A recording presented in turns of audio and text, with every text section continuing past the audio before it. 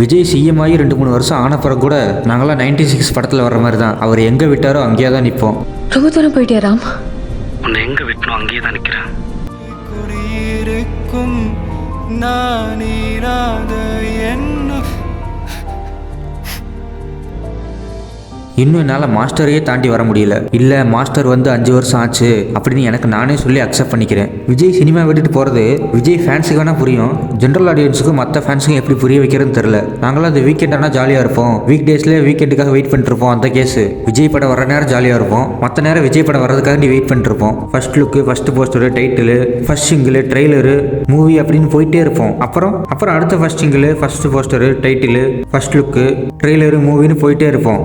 அது இப்போ திடீர்னு ஸ்டாப் ஆகும்போது எங்களால் உடனே ஏற்றுக்க முடியல. அது இப்போ எப்படி சொல்கிறது, உங்களுக்கு எப்படி புரிய வைக்கிறது?